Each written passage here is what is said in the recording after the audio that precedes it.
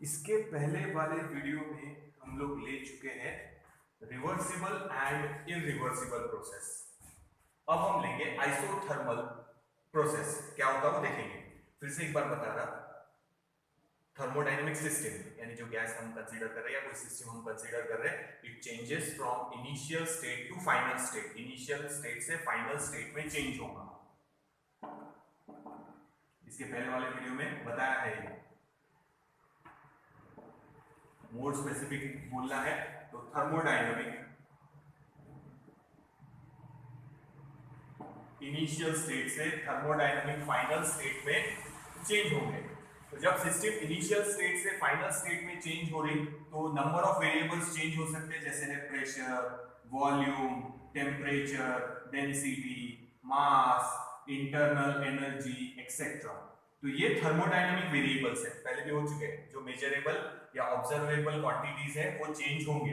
तो हम क्या करेंगे, जनरली दो से ज्यादा वेरिएबल चेंज हो सकते हैं, ठीक है। और हम क्या करेंगे, दो वेरिएबल चेंज करेंगे और किसी एक वेरिएबल को कांस्टेंट रखेंगे। जनरली ऐसा स्टडी करते हैं हम लोग। जैसे हमारे पास इक्वेशन है, समझो PV is equals to nRT, ideal gas equation.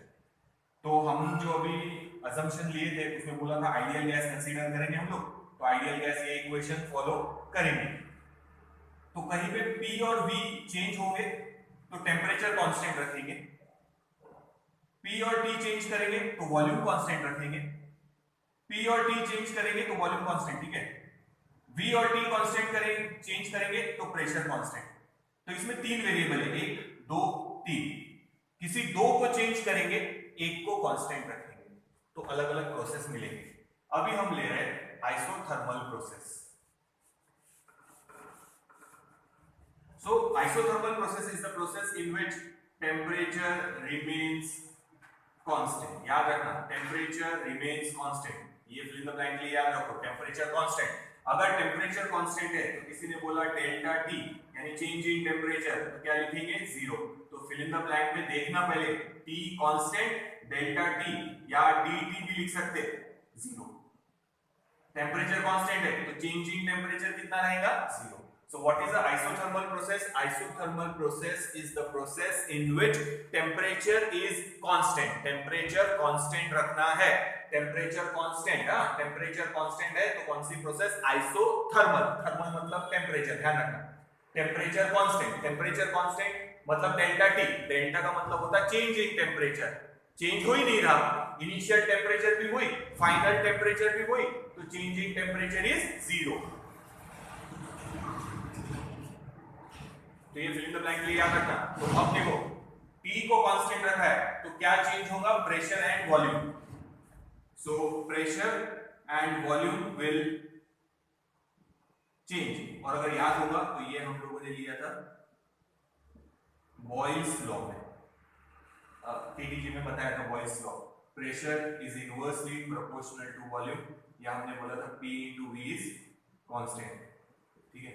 ये जब लिखा था तो वहां हमने मेंशन किया था temperature is constant. Boyle's law का स्टेटमेंट याद करो, for a given mass of a gas at constant temperature pressure is inversely proportional to volume. ये सब फिल इन द ब्लैंक के लिए याद रखना बेटा, लिखना तो थोड़ा सा ही है पर देख लो एक बार, ठीक है। फिर से सुनना, हम ले रहे अभी आइसोथर्मल प्रोसेस, तो इसमें P और V चेंज हो रहे हैं, ठीक है, और टेम्परेचर क्या रखेंगे कांस्टेंट। तो फिर से देखो क्या लिखना है, isothermal process is the process जिसमें इनिशियल से फाइनल हम लोग जाने वाले हैं, पर इनिशियल से फाइनल में जाते समय क्या चेंज हो रहा, सिर्फ प्रेशर चेंज हो रहा और वॉल्यूम चेंज हो रहा, टेम्परेचर कांस्टेंट है। टेम्परेचर कांस्टेंट मतलब change in temperature is 0। Delta T मतलब याद रखना चेंज इन टेम्परेचर। एक मिनट, तो फिर से देखो, isothermal process is the process in which temperature remains constant. Temperature constant है तो याद रखो change in temperature delta T 0। Initial temperature भी वही, फाइनल टेम्परेचर भी वही, तो चेंज कितना हुआ है, देखो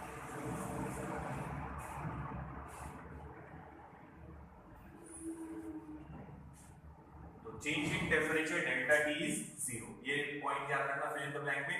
टी कांस्टेंट बोलो या डेल्टा टी जीरो बोलो। डेल्टा टी जीरो मतलब चेंज इन टेम्परेचर जीरो। तो कोई बोलेगा इनिशियल टेम्परेचर है समझो 10 डिग्री सेल्सियस, तो फाइनल टेम्परेचर भी है 10 डिग्री सेल्सियस यानी टेम्परेचर कांस्टेंट। तो किसी ने निकाला delta T, final temperature minus initial temperature is zero.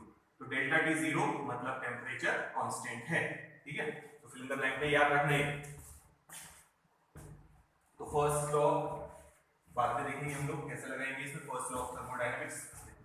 तो ये और ये याद रखो, डेल्टा टी भी लिख सकते हैं, ये हटा देते हैं एक बार। P और V चेंज होंगे तो हम क्या लगा पाएंगे, Boyle's law. Pressure is inversely proportional to volume, यानी P into V क्या है, कांस्टेंट, टेम्परेचर कांस्टेंट, ध्यान रखना। तो ये भी रहने देते हैं। अच्छा एक चीज और याद रखना, temperature constant, delta T zero, तो याद रखना इंटरनल एनर्जी, इंटरनल एनर्जी से रिलेटेड है टेम्परेचर, याद रखना। तो delta U, delta T is zero, तो delta U is also zero. Change in internal energy पहले ही बताया था, जब किसी गैस को आप हीट करेंगे तो उसके मॉलिक्यूल्स फास्ट मूव होते हैं, तो इंटरनल एनर्जी मतलब काइनेटिक एनर्जी। अगर टेम्परेचर ही चेंज नहीं हो रहा तो काइनेटिक एनर्जी चेंज नहीं होगी, काइनेटिक एनर्जी चेंज नहीं हो रही मतलब इंटरनल एनर्जी चेंज नहीं हो रही। So delta T is zero, so delta U is also zero. ये देखिए, तो ये पॉइंट बेटा फिल इन द ब्लैंक के लिए याद रखना, ये इंपॉर्टेंट पॉइंट है। कुछ भी लिख के आया तो पहचानते आना चाहिए कौन सी प्रोसेस है। ठीक है, ये भी लिख दूं या ये लिखूं या ये लिखूं, तो पहचानते आना चाहिए कि कौन सी प्रोसेस है, आइसोथर्मल प्रोसेस। ग्राफ देखो अब कैसे आएगा, सिर्फ प्रेशर और वॉल्यूम चेंज हो रहे हैं, P और ये V, तो ये ग्राफ ऐसा है। ये ग्राफ पहले हम लोग एक्सप्लेन कर चुके हैं, ये A इनिशियल, ये B समझो फाइनल। अगर मैं एरो ऐसा दे दूं तो वॉल्यूम क्या हो रहा, इंक्रीज। ठीक है, वॉल्यूम क्या हो रहा, इंक्रीज। अगर ये एरो है तो हम बोलेंगे वॉल्यूम हो रहा इंक्रीज। ये एरो दे दिया मतलब इंक्रीज का एरो है, ध्यान रखना है। ये एरो ऐसा है, पहले समझाया ये ऐसे इंक्रीज होगा, volume increase, pressure decrease, volume increase, pressure decrease. अब वॉल्यूम इंक्रीज हो रहा, so work is done by the gas, तो वर्क डन आएगा पॉजिटिव।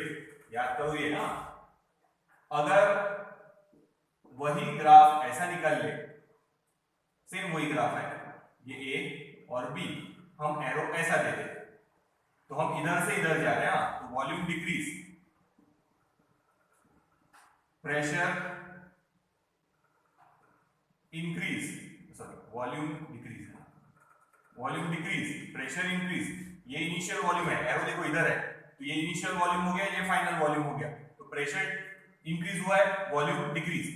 अब वॉल्यूम डिक्रीज, हमने वर्क किया है, प्रेस किया है, तो work is done on the gas, तो वर्क डन नेगेटिव। ये पहले बता चुके हैं। तो ये है कॉम्प्रेशन और ये है एक्सपांशन, तो एरो के ऊपर डिपेंड करेगा, ध्यान से। यहां हम बोल सकते कॉम्प्रेस किया है मतलब work is done on the gas, और यहां हम लिख सकते work is done by the gas. ये दूसरी तीसरी बार हो रहा, देख लो एक बार। तो एक ही ग्राफ रखेंगे, कोई भी कॉम्प्रेशन भी हो सकता, एक्सपेंशन भी हो सकता, बट याद रखना ये प्रोसेस होनी चाहिए स्लो, स्लो प्रोसेस होनी चाहिए। पहले बताया था कल असम्पशन में, तो ये स्लो प्रोसेस होनी चाहिए। यानी हम जो कंटेनर में गैस लिए हैं, समझो ये है कंटेनर हमारा, और ये मूवेबल पिस्टन है, फ्रिक्शनलेस। ठीक है, अब या तो इसको नीचे मूव करेंगे या इसको ऊपर मूव करेंगे, यानी या तो कंप्रेशन होगा या एक्सपेंशन होगा। तो वो कंप्रेशन और एक्सपेंशन होना चाहिए स्लो, स्लो होना चाहिए, एकदम स्लो, सच दैट सराउंडिंग के साथ हीट एक्सचेंज हो सके और टेम्परेचर क्या रहेगा, कांस्टेंट। तो ये जो इसके वॉल्स है वो कंप्लीटली कंडक्टिंग बनाने पड़ेंगे ताकि हीट एक्सचेंज हो सके।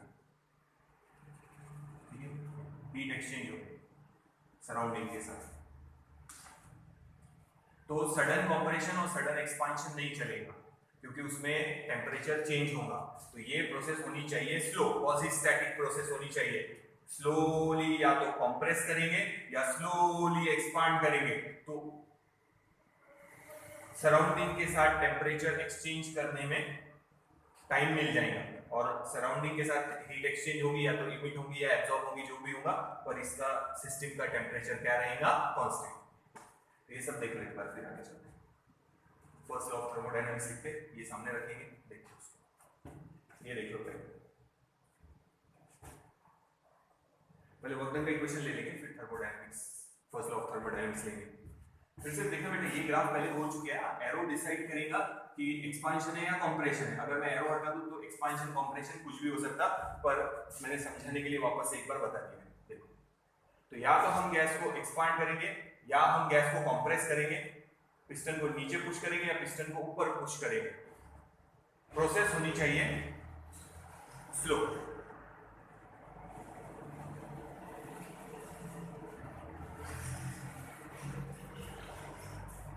प्रोसेस होनी चाहिए स्लो प्रोसेस होनी चाहिए। आइसोथर्मल प्रोसेस में अब एक्सपांशन हो या कंप्रेशन हो, वो प्रोसेस स्लो होनी चाहिए। या तो स्लोली कंप्रेस कर रहे हैं या स्लोली एक्सपांड कर रहे हैं, ठीक है। तो हीट एक्सचेंज को टाइम मिलेगा सराउंडिंग के साथ। इसकी जो वॉल है, मैंने कल भी बताया था, इसकी जो वॉल है परफेक्टली कंडक्टिंग होने चाहिए ताकि सराउंडिंग के साथ हीट एक्सचेंज हो सके, ठीक है। इसका एक एग्जांपल तो ये हो गया गैस एक्सपांशन या गैस कंप्रेशन, या हम स्टेट चेंज बोल सकते हैं। स्टेट चेंज, बॉइलिंग वाटर कितने डिग्री पे बॉइल होता है। दूसरा एग्जांपल स्टेट चेंज का,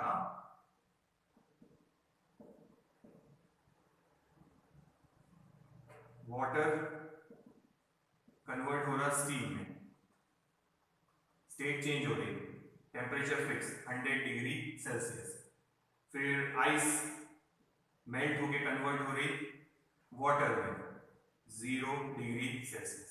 तो स्टेट चेंज में भी टेम्परेचर क्या रहता, कांस्टेंट, यानी वो भी कौन सा प्रोसेस है, आइसोथर्मल प्रोसेस।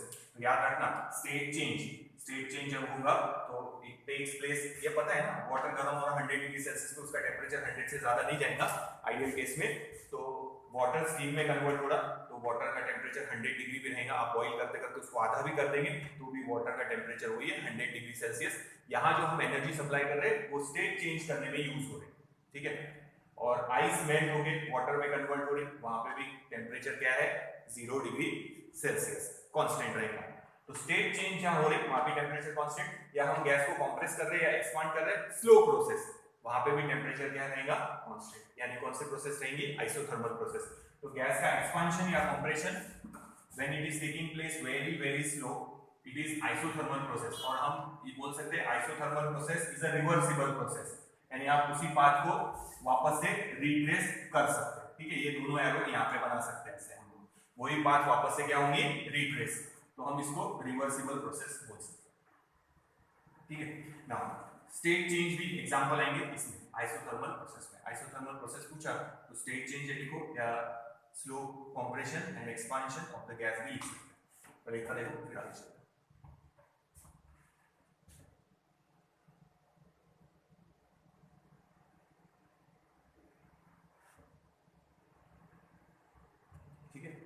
ये वाली केस में ये जो बॉल है ये गुड कंडक्टर होनी चाहिए, गुड थर्मल कंडक्टर होनी चाहिए।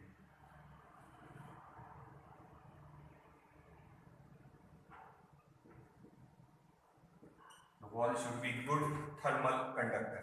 गुड थर्मल कंडक्टर क्यों बोल रहे हैं, क्योंकि हीट सराउंडिंग के साथ एक्सचेंज होनी चाहिए। जब आप स्लोली कंप्रेस करेंगे तो गैस का टेम्परेचर बढ़ेगा, कंप्रेस कर रहे हैं टेम्परेचर बढ़ेगा। अगर हम स्लो प्रोसेस कर रहे हैं तो वो सराउंडिंग के साथ हीट एक्सचेंज कर लेंगे और हीट कांस्टेंट रहेगी।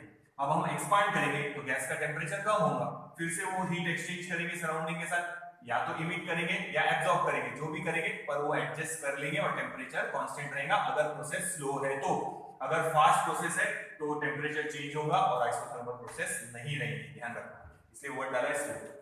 तो ये जो वॉल्स है कंटेनर के, they should be good thermal conductor या परफेक्ट थर्मल कंडक्टर होनी चाहिए। इतना देखो, फिर आगे चलते हैं।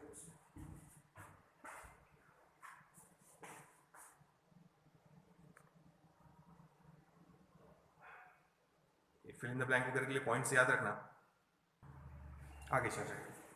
ये जो ग्राफ बनाए हैं ना हम लोगों ने, इनको बोलते हैं आइसोथर्म्स।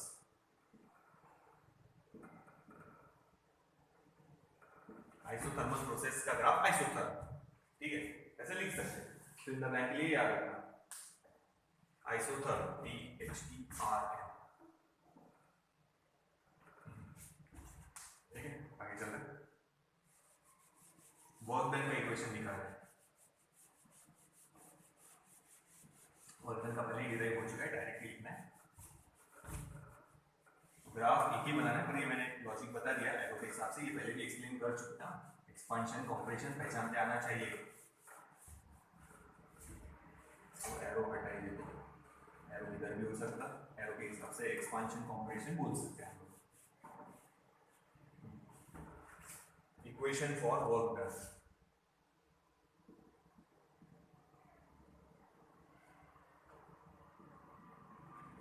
या उसको बोलते हैं थर्मोडायनेमिक्स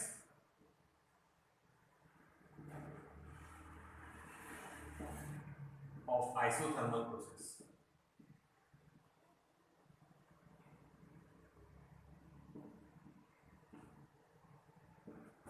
तो इक्वेशन फॉर वर्क डन बोलो या थर्मोडायनेमिक्स ऑफ आइसोथर्मल प्रोसेस, तो दोनों में वर्क डन का इक्वेशन निकालना है। ये हटा देते हैं नोट्स में ही, ठीक है। वर्क डन का इक्वेशन, हाँ, स्मॉल वर्क डन का फॉर्मूला पहले ही डिराइव कर चुके हैं। Work done is equals to P dV, तो डिराइव करने की जरूरत नहीं है। dV is the change in volume, P is the pressure. अब यहाँ प्रेशर भी चेंज हो रहा है, वॉल्यूम भी चेंज हो रहा है, ठीक है। सो टोटल वर्क डन ये डिराइव हो चुका है पहले वाले वीडियो में। हाँ, वर्क डन का फॉर्मूला, ये इनिशियल वॉल्यूम, ये फाइनल वॉल्यूम, इंटीग्रेट कर रहे टोटल वर्क डन के लिए P dV। जब प्रेशर कांस्टेंट था तो हमने प्रेशर बाहर निकाल के ये फॉर्मूला लिख लिया था, Vf माइनस Vi, ऐसा। बट हमने वहां मेंशन किया था कि प्रेशर कांस्टेंट है, बट अब प्रेशर कांस्टेंट नहीं है, प्रेशर और वॉल्यूम दोनों चेंज हो रहे हैं, तो ये इक्वेशन ऐसे ही रखने वाले हैं, ठीक है। ये है हमारा equation for work done, total work done. This is the equation for total work done. ये तो स्मॉल वर्क डन ध्यान रखिए, ये पहले ही डिराइव कर चुके हैं फॉर्मूला, इसलिए डिराइव करने की जरूरत नहीं है इसमें। आइसोथर्मल प्रोसेस में equation for work done directly ले लें, ठीक है। और ग्राफ को क्या बोलते हैं याद रखना, आइसोथर्म। देखो पहले work done,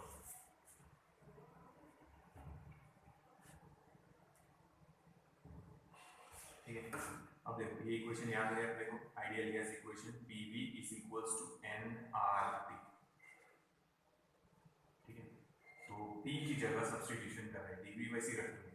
so work done can be written as integration of Vi initial to final volume, P की जगह वैल्यू डालो, P की जगह क्या आएगा, यहाँ से देखो nRT अपॉन में आ जाएगा V, ठीक है, और साथ में ये D। तो P की वैल्यू हम लोगों ने सब्स्टिट्यूट किया यहाँ से, तो यहाँ से P की वैल्यू बनेगी P is equals to nRT upon V volume, ठीक है। तो जो कांस्टेंट है वो बाहर निकाल लेते, work done, number of moles constant, R यानी रियल गैस कांस्टेंट, ये सॉरी आइडियल गैस कांस्टेंट, बाहर टेम्परेचर कांस्टेंट है, बाहर इंटीग्रेशन में बचेगा Vi Vf 1 upon V into D। ये फॉर्मूला लिखा के दिया है 1 अपॉन x dx का आंसर अगर याद होगा तो इट इज log x, क्या लिखेंगे, log x, 1 अपॉन x का log x, तो 1 अपॉन v का log v, देख लेने इंटीग्रेशन में सिखाया था। फिर से देखो ये फॉर्मूला हम वर्क डन का पहले डिराइव कर चुके हैं, P dV small work done कैसे आया, अगर आपको देखना ही है तो आप पीछे वर्क डन का फॉर्मूला हम लोगों ने निकाल के बताया था, तो वो देख लेना, वर्क डन का P dV, ठीक है।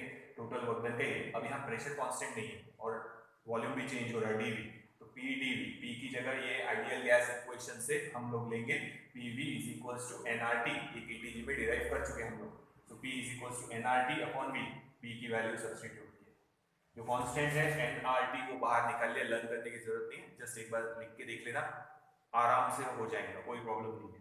तो 1 अपॉन V का आंसर आएगा log V, ये मीटर है, हाँ।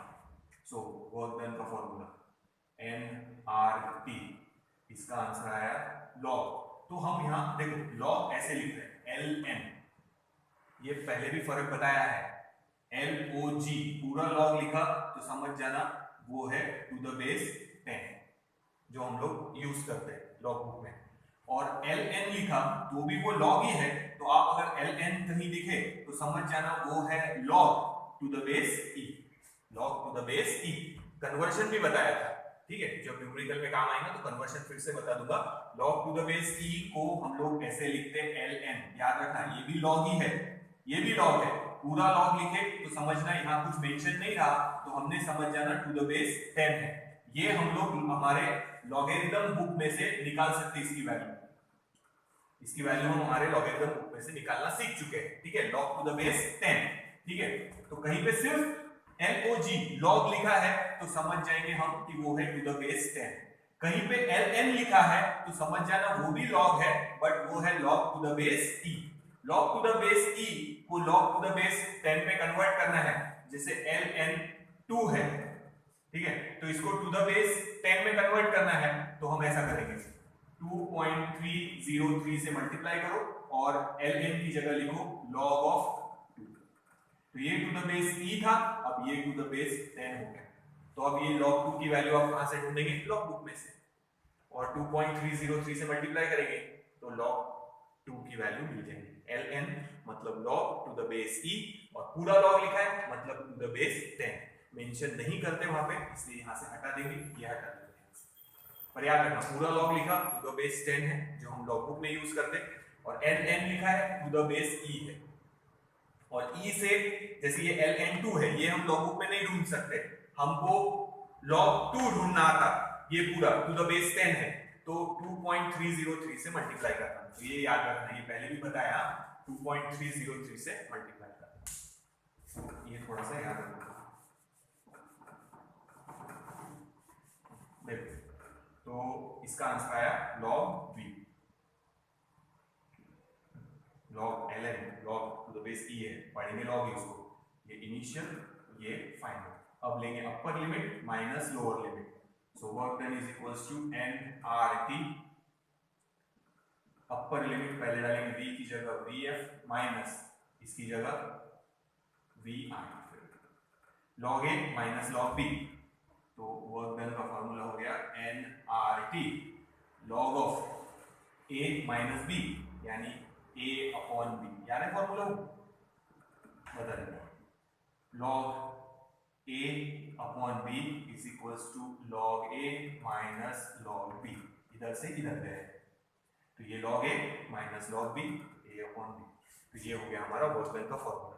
टेक्स्ट बुक में एक दो नोट्स में एक दो स्टेप कम ही है, अगर आप लोग समझ के लिखना चाहे तो नोट्स में मेंशन कर सकते हैं थोड़ा सा, ये हो गया फॉर्मूला फॉर वर्क, ये भी log ही है याद रखना, ठीक है। अगर आप फिल द ब्लैंक में कहीं आए तो याद रखना 2.303 nRT, यानी इसको हमने 2.303 से मल्टीप्लाई कर दिया तो आप उसको ऐसा भी लिख सकते हैं log vf अपॉन vi, देखो तो ये वर्क डन का फॉर्मूला है, ये तो ये ln मतलब टू द बेस E, पर न्यूमेरिकल में हम ऐसा लिखेंगे log पूरा मतलब टू द बेस हमने कर लिया है 10, वो मेंशन नहीं करते पर पूरा log लिखा है मतलब टू द बेस 10, तो हमने कैसे मल्टीप्लाई कर दिया इक्वेशन को 2.303 से, तो ये थोड़ा सा याद रखना है तुम लोगों को। तो ये हो गया हमारा वर्क डन का इक्वेशन, सिंपल है, ये पहले ही डिराइव कर चुके हैं हम लोग, तो ये हमने डायरेक्ट लिया ना ये वाला इक्वेशन, सॉरी ये ऐसे, फिर pv की जगह nRT, तो p की वैल्यू सब्स्टिट्यूट किया nRT अपॉन v, अब 1 अपॉन v का आंसर log, बाकी तो इजी है, एक बार देख लो, ये थोड़ा सा ध्यान रखना। फर्स्ट लॉ ऑफ थर्मोडायनामिक्स ले लेते और फिर आइसोथर्मल प्रोसेस हमारा खत्म, बाकी प्रोसेस में भी वर्क डन का इक्वेशन निकालेंगे, उसमें भी फर्स्ट लॉ ऑफ थर्मोडायनामिक्स निकालेंगे, देखेंगे, ठीक है, ये नोट डाउन कर लो भाई। तो हो सकता जैसे इसके बाद डायरेक्ट ये आंसर लिखा हो तो ये स्टेप नहीं है वहां पे, तो मैंने समझा दिया क्या किया है हम लोगों ने, अगर आप चाहे तो लिख भी सकते हैं, नहीं भी लिखेंगे तो चलेगा, जैसे टेक्स्ट बुक में है वैसा के वैसे ही लिखेंगे तो भी चलेगा, नोट्स में नहीं, आप लोग नोट्स में वेरीफाई कर लेंगे। फिर से ln और log का फर्क याद रखना, ln मतलब log to the base E, ठीक है, और पूरा log लिखा LOG तो टू द बेस 10 है,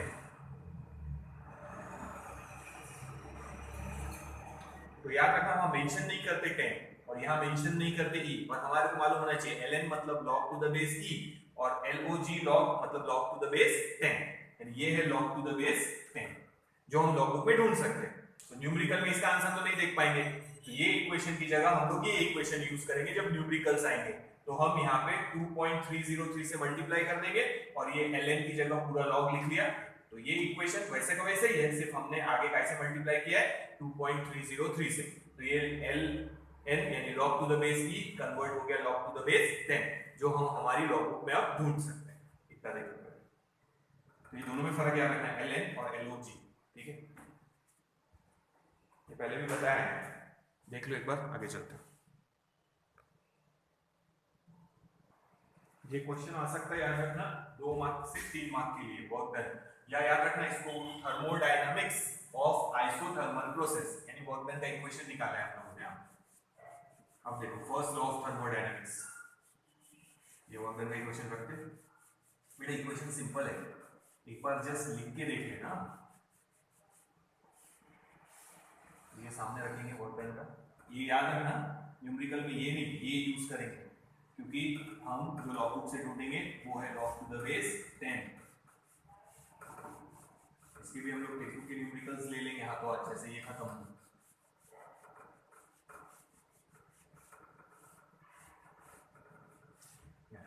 देखो अब हम लोग ले रहे हैं फर्स्ट लॉ ऑफ थर्मोडायनामिक्स, बोला था शॉर्ट फॉर्म याद रखना FLOT, first law of thermodynamics. So हम जो एनर्जी सप्लाई कर रहे हैं UQ is equals to used in two ways, to increase the internal energy and to do work. Yes, ठीक है, U को delta U change in internal energy, ये W है वर्क। ना अभी हम लोगों ने इस आइसोथर्मल प्रोसेस में लिखा था कि delta T change in temperature 0, क्योंकि टेम्परेचर कांस्टेंट है, तो change in temperature 0 implies change in internal energy 0, तो Q can be written as W, तो ये इक्वेशन याद रखो, या आप ऐसा भी लिख सकते हैं Q is equals to W is equals to nRT ln VF upon VI, तो Q और W की वैल्यू सेम, यानी जितनी हम एनर्जी सप्लाई करेंगे वो पूरी की पूरी यूज होंगी टू डू वर्क, क्योंकि इंटरनल एनर्जी 0, ये 0 है तो Q is equals to W, तो ये हो गया हमारा पूरा आइसोथर्मल प्रोसेस। तो याद रखना स्टेट चेंज जैसे आइस मेल्ट होके वाटर में कन्वर्ट हो रही, तो वो स्टेट चेंज हो रहा, वाटर बॉईल होके स्टीम में कन्वर्ट हो रहा, स्टेट चेंज हो रहा, स्टेट चेंज जहां हो रहा वो कौन सी प्रोसेस है, आइसोथर्मल प्रोसेस, और वो रिवर्सिबल प्रोसेस है, याद रखना आइसोथर्मल प्रोसेस, तो वो हमने रिवर्सिबल प्रोसेस में भी वो एग्जांपल लिए थे स्टेट चेंज वाले, ठीक है, स्टेट चेंज हो रहा वो कांस्टेंट टेम्परेचर पे हो रहा, वो एग्जांपल याद रखना, और कंप्रेशन या एक्सपांशन गैस का, but when it is very very slow, तो याद रखना isothermal process is also reversible process, वही एग्जांपल यहां पे भी लिए, ठीक है। नेक्स्ट प्रोसेस देखते हैं, इसको मिटा दो, तो ये है हमारा फर्स्ट लॉ ऑफ थर्मोडायनामिक्स। अब देखो अब हम ले रहे हैं isobaric process. Isobaric process is the process in which pressure is constant, pressure constant मतलब change in pressure change नहीं हो रहा, change in pressure is 0, तो दोनों भी फिल इन द ब्लैंक के लिए याद रखना, कहीं बोला pressure constant है या change in pressure 0 है तो समझ जाना it is isobaric process, it is the process in which pressure is constant। Example समझना, ये एग्जांपल पहले हो चुका है, केटीजी में भी बताया था, समझना, ये पिस्टन है मूवेबल, फ्रिक्शनलेस और एयर टाइट ना,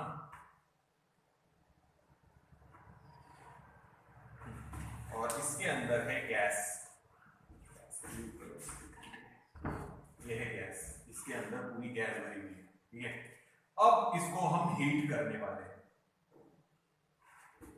प्रेशर कांस्टेंट है, टेम्परेचर चेंज कर सकते हैं, तो अब ये पिस्टन गैस एक्सपांड होगी तो कौन सी डायरेक्शन में मूव होगा, अपवर्ड डायरेक्शन में, ठीक है। तो गैस प्रेशर जैसे हीट होंगी तो हीट होके एक्सपांड होने की कोशिश करेंगी, वॉल पे प्रेशर बढ़ाने की कोशिश करेंगी, बट पिस्टन मूवेबल है, मूव होने के लिए तैयार है, तो वो आराम से मूव हो जाएगा, तो प्रेशर रिमेन्स कांस्टेंट। अगर ये याद होगा तो हम गैस को दो तरीके से हीट कर सकते हैं, one at constant pressure, another at constant volume. तो ये कांस्टेंट प्रेशर है, तो एनर्जी सप्लाई का फॉर्मूला अगर आप लोगों को याद होगा तो वही यहाँ पे आएगा, वापस से याद करो, एन सीपी डीटी, ये फॉर्मूला लिखा था हम लोगों ने कि जब आप कांस्टेंट प्रेशर पे गैस को हीट करेंगे तो एनर्जी सप्लाई कितनी रहेगी, ये केटीजी में हुआ है।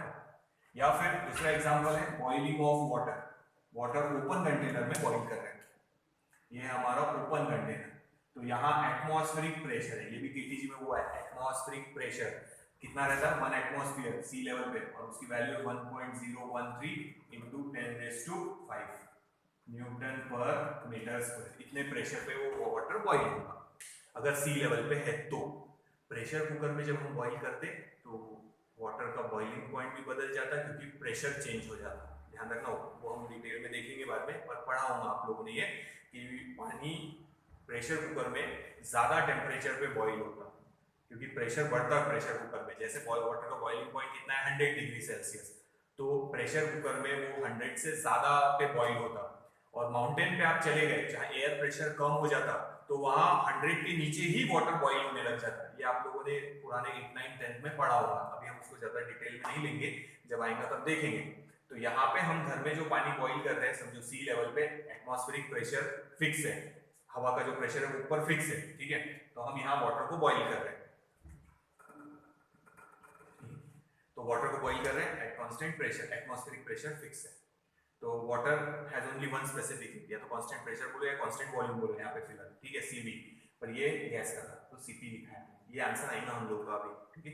ये दो एग्जांपल है, boiling of water atmospheric pressure में, या गैस को ऐसे हीट करेंगे तो गैस को एक्सपांड होने के लिए जगह है, पिस्टन मूवेबल है, देखो तो ये केटीजी में हुआ है, ये फॉर्मूला बताया है वहां पे केटीजी में, यही आंसर आना चाहिए। तो एग्जांपल हो गए, याद रखना,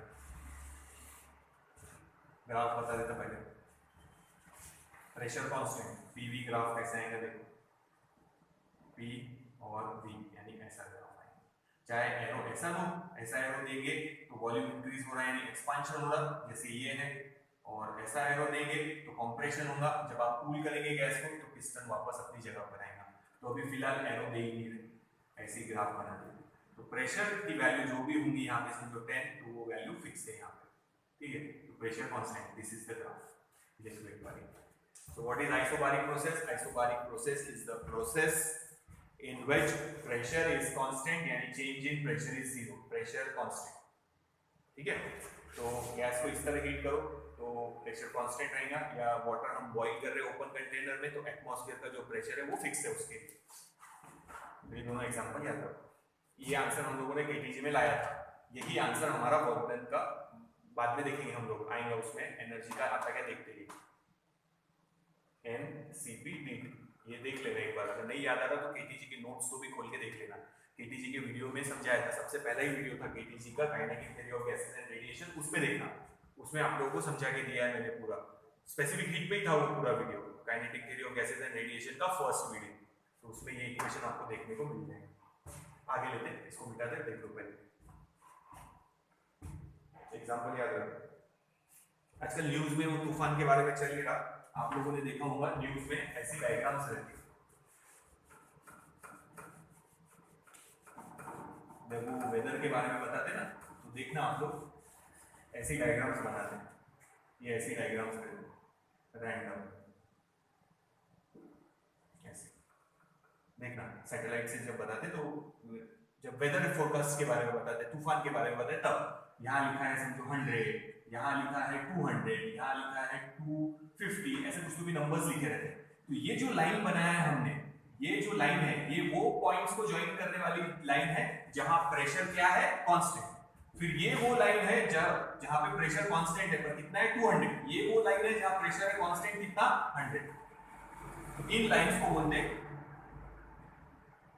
आइसोबार, ठीक है, इन लाइंस को क्या बोलते हैं आइसोबार। वेदर फोरकास्ट कभी न्यूज में देखा होगा, अभी वो तूफान भी स्ट्राइक हुआ ही है, महाराष्ट्र में भी था और गुजरात में राजस्थान में वो तूफान के बारे में बताई गए, तो ऐसे डायग्राम्स बताते हैं वहां पे न्यूज में, तो ये जो डायग्राम है, ये जो लाइंस है, इनको बोलते हैं आइसोबार्स। आइसोबारिक प्रोसेस जैसे ये आइसोबार्स क्यों बोलते हैं उनको, क्योंकि ये जो लाइन जिगजैग की है पर ये उन पॉइंट्स को ज्वाइन कर रही, उन पॉइंट्स को लाइन ज्वाइन कर रही जहां प्रेशर 100 है।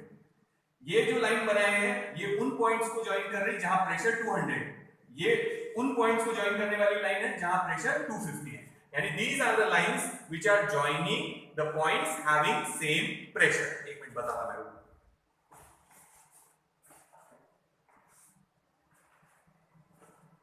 ये देखो मेटलर्जी डिपार्टमेंट बोल सकते हैं हम लोग उसको। ये देखो, देखा जिगजैग लाइंस है और उस पे देखो एक जगह 100 लिखा है, 1000 लिखा है, एक जगह 1004 लिखा है, एक जगह 1008 लिखा है। तो ये वो लाइंस है जो ज्वाइन कर रहे points having same pressure. These are called isobars. ठीक है, मेटलर्जी डिपार्टमेंट यानी जो वेदर फोरकास्ट वाला डिपार्टमेंट है वो ऐसा इंडिकेट करते हैं। दिख रहा है डायग्राम? ठीक है,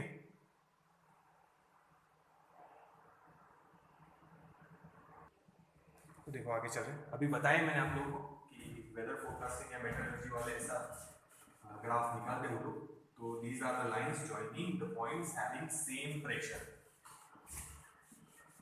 दीज आर कॉल्ड आइसोबार्स। ठीक है, अब याद रखो भैया, अब लेंगे हम थर्मोडायनामिक्स यानी वर्क डन का इक्वेशन। कोई याद रखना, थर्मोडायनामिक्स बोला ऐसे लिखा तो भी वर्क डन का इक्वेशन ही निकाला।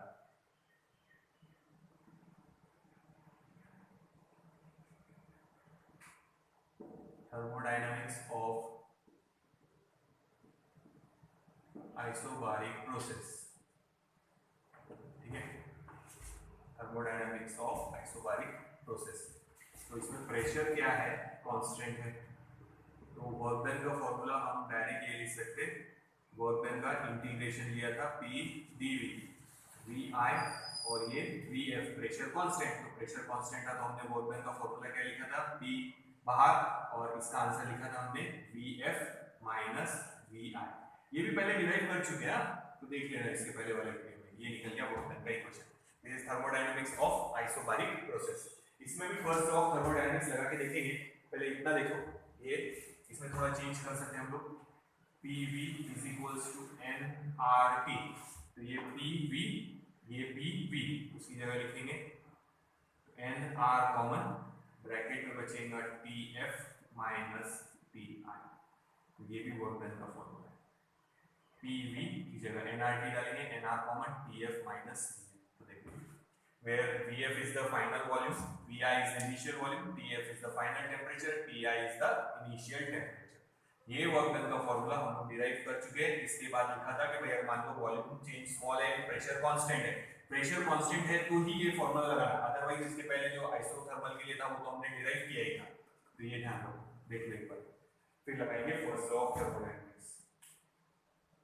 तो ये वर्क डन के इक्वेशन हो गए हमारे यहाँ। अब देखो first law of thermodynamics, Q energy supplied, it is used in two ways, to increase the internal energy plus to do work। ठीक है, वर्क का फॉर्मूला हम लोग डालेंगे इसमें से। इंटरनल एनर्जी का फॉर्मूला याद करो, KTG में लिया था, change in internal energy NCV dt। ठीक है, तो इंटरनल एनर्जी चेंज करेंगे तो ये फॉर्मूला है, लिख के दिया है, देख लेना एक बार।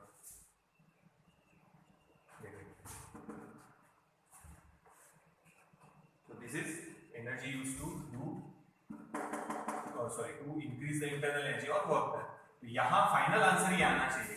ये भी हम लोग ले चुके हैं, NCP और DT यानी चेंज इन टेम्परेचर। ये DT मतलब चेंज इन टेम्परेचर है, ये रहा DT, इसको DT लिख सकते हैं आप, देख लो एक बार। ठीक है, तो यहाँ तक जाना है हम लोग, ये पहले हो चुका है। Kinetic theory of gases and radiation में समझाया था कि delta U change in internal energy is NCV dt, constant volume. हम ऐसे हीट कर रहे थे, तो अगर कांस्टेंट वॉल्यूम पे हीट करेंगे तो जितनी भी आप एनर्जी सप्लाई करेंगे वो यूज होंगी to increase the internal energy. और अगर आप गैस को ऐसे हीट करेंगे पिस्टन लगा के, तो यहाँ पे जो एनर्जी सप्लाई होंगी दो वेज में यूज होंगी, to do work and to increase the internal energy. तो इंटरनल एनर्जी का ये फॉर्मूला लिखा है कांस्टेंट वॉल्यूम पर, ठीक है। तो we can write Q is equals to, इसकी जगह NCV dt की जगह वही TF माइनस TI प्लस, ये हुआ है ना KTG में, एक बार देख लेना, इसीलिए ऑर्डर से ही ले रहे हैं हम लोग चैप्टर, हो गया। प्लस वर्क डन का फॉर्मूला ये वाला डालेंगे, NR in bracket PF minus TI। तो TF TI और N कॉमन, सो N कॉमन ब्रैकेट में TF माइनस TI, ठीक है ये, और बचा है CV प्लस R। अब अगर आप लोगों को याद होगा, ये भी इक्वेशन हम लोगों का हुआ है, relation between specifically Cp minus Cv is equals to R। तो Cv प्लस R उसको उधर ले लो, तो Cp is equals to Cv plus R। तो इसकी जगह हम डाल देंगे Cp, सो Q N, इसकी जगह आ गया Cp, और ये वैसे TF माइनस TI। देखो बोला था ना ये आंसर आना चाहिए, इसको आप ऐसे लिख सकते हैं N Cp into delta T, आगे, ठीक है। वही आंसर आया जो हम KTG में डिराइव कर चुके हैं पहले, ये वाला। तो यहाँ से भी वही आया, फर्स्ट लॉ ऑफ थर्मोडायनेमिक्स से, वैसे ही है सेम। अगर नहीं याद आ रहा तो फिर से बोल रहा, KTG का फर्स्ट वीडियो और सेकेंड वीडियो देखना, उसमें हमने ये रिलेशन इस पर से ही लाया था, NCP dt, पर वहां फर्स्ट लॉ ऑफ थर्मोडायनेमिक्स नहीं बोला था, बताया था law of conservation of energy, कि हम जो एनर्जी सप्लाई करेंगे वो दो वेज में यूज होंगी, एक तो इंटरनल एनर्जी यानी टेम्परेचर बढ़ाने के लिए, और remaining appear as a work. तो ये इंटरनल एनर्जी का और वर्क डन का ये तो लिख के यहां तक पहुंचे। तो सेम हमने प्रोसेस लिया था, सिर्फ नाम नहीं दिया था वहां पे, फर्स्ट लॉ ऑफ थर्मोडायनेमिक्स। देख लो एक, तो ये हमारी हो गई आइसोबारिक प्रोसेस।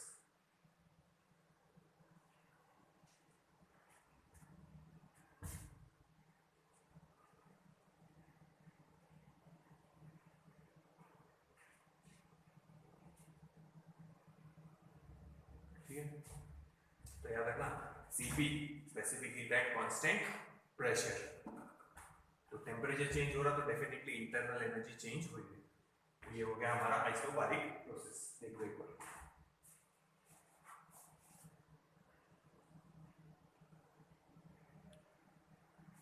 ठीक है। तो ये प्रोसेस मिटा रहे, याद रखना एनर्जी जो हम सप्लाई करते हैं वो यहाँ पे दो पार्ट में यूज हो रही, to increase the internal energy and to do work. यही कॉन्सेप्ट हम लोगों ने यूज किया था जब हमने kinetic theory of gases and radiation पढ़ाया।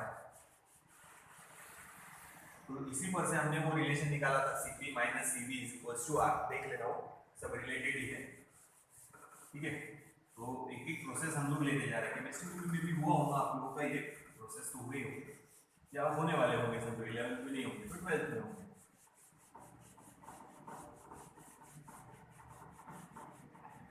चलो आगे आइसोकोरिक प्रोसेस ले रहे हैं, आइसोबारिक था, अब ले रहे हैं आइसोकोरिक प्रोसेस। हम इसको बारीक चिरिक बोलते थे, ठीक है। बारीक प्रोसेस हो गई, चिरिक बाकी है कोरिक, ठीक है। जैसे भी याद रखना, याद रखो आइसोकोरिक प्रोसेस।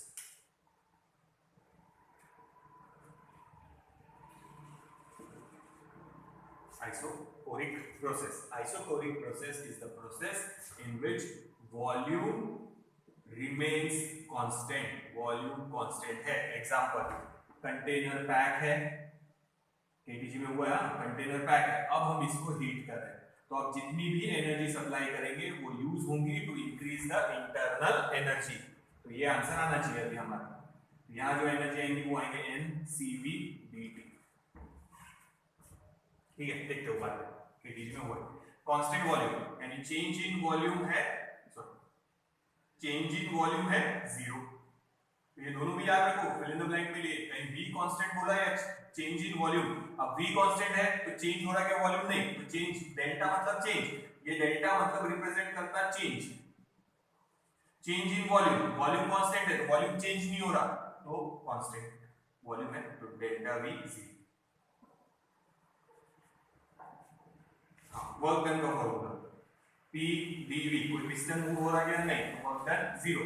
देखते हैं P dV, dV की वैल्यू 0 तो वर्क डन भी 0। ये फिल इन द ब्लैंक के लिए याद रखना, तीनों में से कुछ भी बोला ये या ये तो पहचान जाना चाहिए कि आइसोकोरिक प्रोसेस है, isochoric process.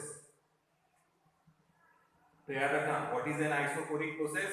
It is the process in which, जैसे हम यहाँ गैस को हीट कर रहे हैं, in which volume remains constant. अगर वॉल्यूम कांस्टेंट है तो चेंज इन वॉल्यूम 0, तो चेंज इन वॉल्यूम 0 है, dV की वैल्यू 0 तो वर्क डन 0। ग्राफ बनाएंगे तो ऐसा आएगा, ये ग्राफ के टाइम भी समझाया था, देखो PV ऐसा graph, volume constant, volume constant तो वर्क डन 0। वर्क डन के टाइम ये ग्राफ समझाया है मैंने तुम लोगों को, वॉल्यूम कांस्टेंट है, पैरेलल टू प्रेशर एक्सिस है ग्राफ, तो वॉल्यूम कांस्टेंट जो भी होगा 10 होगा समझो, तो वॉल्यूम कांस्टेंट तो वर्क डन 0। देखो ये ग्राफ पहले एक्सप्लेन कर चुके हैं, आगे चलते हैं थर्मोडायनामिक्स देखिए तो उसका पहले वर्क डन का इक्वेशन, वर्क डन तो आएंगे ही, ठीक है, यहीं डाल देते हैं।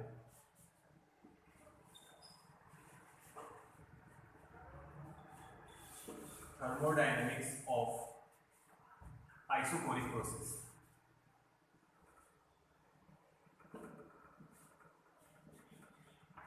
ठीक है, now first law of thermodynamics लिखेंगे, फर्स्ट लॉ ऑफ थर्मोडायनेमिक्स,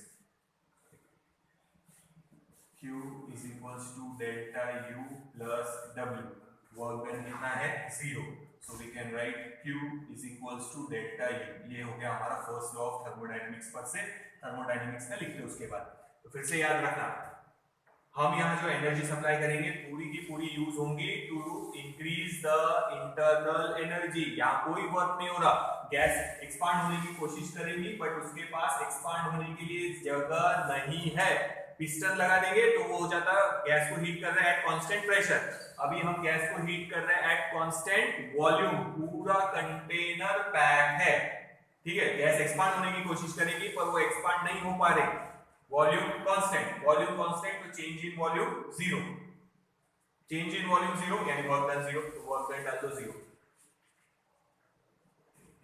क्या पानी गिर रहा है, ठीक है, तो देखो पैक कंटेनर में गैस को हीट कर, तो अब ये देखो Q की वैल्यू, ये चेंज इन इंटरनल एनर्जी, जितनी आज एनर्जी सप्लाई करेंगे that will be used to increase the internal energy, तो ये फार्मूला डायरेक्ट लिखते हैं NCV dt।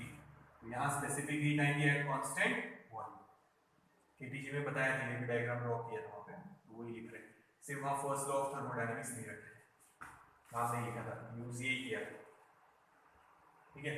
और अगर याद रखो डेल्टा U, ये नोट के लिए याद रखना, if delta U is not equal to 0, delta U 0 नहीं है यहाँ पे, हाँ क्या 0 है, डेल्टा V, अब डेल्टा U 0 नहीं है मतलब इंटरनल एनर्जी या तो इंक्रीज होंगी या डिक्रीज होंगी, तो हम बोलेंगे टेम्परेचर भी चेंज हो रहा, so delta T is not equal to 0, ये याद रखना। आइसोकोरिक प्रोसेस में टेम्परेचर चेंज हो रहा क्योंकि इंटरनल एनर्जी चेंज हो रही, तो ये थोड़ा सा देख लो। तो फर्स्ट लॉ ऑफ थर्मोडायनामिक्स यहाँ से यहाँ तक लिख सकते हैं, और उसके बाद थर्मोडायनामिक्स ऑफ आइसोकोरिक प्रोसेस पूछा तो यहाँ से यहाँ तक देख लो। तो इसमें खाली ये वैल्यू सब्स्टिट्यूट कर रहा है, ये हम केटीजी में बता चुके हैं पहले, देख लेना एक मतलब ग्राफ हो गया। तो इसके बाद हमारा बच्चा है समझो adiabatic process, cyclic process, non cyclic process, वो रह गया, वो देखते हैं। पहले ये देखो एक बार, तो ये है आइसोकोरिक प्रोसेस। तो आज हमारा हुआ isothermal, isobaric and isochoric. Isothermal process हमारा हो चुका है, सबसे पहले वो ही दिया था हम लोगों ने, उसमें छोटा सा नोट वाला पॉइंट छूट गया है, पता था वर्क डन का फॉर्मूला क्या डिराइव किया था, nRT ln VF upon VI, ठीक है, ये इक्वेशन हम लोग डिराइव कर चुके हैं, या फिर मैंने बोला था ऐसे लिख सकते हैं आप लोग, न्यूमेरिकल्स में हम लोग ये इक्वेशन यूज करेंगे 2.303 nRT, अब पूरा लिखेंगे log और VF अपॉन VI ऐसा। अब ये इक्वेशन याद होगा आप लोगों को, P into V is constant, क्योंकि हमने यहाँ लिखा था बॉयल्स लॉ, क्योंकि टेम्परेचर कॉन्स्टेंट है। यानी डेल्टा टी की वैल्यू 0। ठीक है, टेम्परेचर कांस्टेंट लिया था, तो बॉयल्स लॉ लिया था। तो अब देखो बॉयल्स लॉ के हिसाब से इस इक्वेशन में थोड़ा चेंज करना, सिर्फ एक नोट वाला पॉइंट बचा है, P I V I is equals to P F V F, ये सेम। ठीक है, तो V F upon V I, देखो P into V is constant, P one V one P two V two, ऐसे लिखने की जगह P I V I P F V F ऐसा लिखना है। ठीक है, हाँ आगे, तो V F upon V I की जगह क्या होगा, V F upon V I, V F upon V I it is P I upon P F. तो ये इक्वेशन इसमें सब्स्टिट्यूट करना बाकी रह गया था, तो आप वर्क डन का इक्वेशन ऐसे भी लिख सकते हैं, N R T log of, हाँ V F upon V I की जगह P I upon V F. ये एक नोट वाला छोटा सा पॉइंट रहेगा। ये तो इक्वेशन हमने डिराइव किया है, V F upon V I की जगह P I upon P F लिख सकते हैं बॉयल्स लॉ के हिसाब से, P I V I is equal to P F V F, यानी P one V one is equal to P two V two, ऐसा ही लॉजिक है वो। तो V F upon V I हो जाएगा P I upon P F, वो substitute कर सकते हैं इसकी जगह, और इस इक्वेशन को भी आप ऐसे लिख सकते हैं 2.303 एन आर टी पूरा लिखेंगे log of P I upon P F. तो फिल इन द ब्लैंक के लिए याद रखना है, तो इस इक्वेशन को आप ऐसे भी लिख सकते हैं, we F upon V I की जगह P I upon P F. ये एक खाली नोट वाला पॉइंट आइसोथर्मल वाले में छूट गया था। ठीक है, नोट का पॉइंट है, आइसोथर्मल में फिल इन द ब्लैंक में याद रखना, ये इक्वेशन या ये इक्वेशन दोनों चलते हैं। We F upon V I की जगह कैसे सब्स्टिट्यूशन किया, Boyle's law, P into V is constant, वो बॉयल्स को बताया था सर। ठीक है, तो इतना बचा था। अब इसके बाद हमारा है मेन बचा है अडायबेटिक प्रोसेस, और उसके बाद हम लोग लेंगे साइक्लिक प्रोसेस। साइक्लिक प्रोसेस लेंगे और अडायबेटिक प्रोसेस बाकी है, साइक्लिक प्रोसेस बाकी है, और छोटा सा एक पॉइंट फ्री एक्सपांशन ले लेंगे। उसके बाद फिर हीट इंजन और रेफ्रिजरेटर वाला पोर्शन शुरू हो जाएगा। इसके आगे वाले जो प्रोसेस बचा है, साइक्लिक प्रोसेस बचा है और अडायबेटिक प्रोसेस बचा है, वो हम नेक्स्ट वीडियो में कंटिन्यू करेंगे। इतना देख लेंगे, इसके आगे नेक्स्ट वीडियो में कंटिन्यू करेंगे। ये जो अभी मैंने बताया ये आइसोथर्मल प्रोसेस की नोट है ना, जो सबसे स्टार्टिंग में हमने लिया था आइसोथर्मल प्रोसेस की इक्वेशन डिराइव किया था, उसमें ये नोट वाला पॉइंट एक छूट गया था कि आप इस इक्वेशन को ऐसे भी लिख सकते हैं, we F upon V I की जगह P I upon P F, initial pressure final pressure.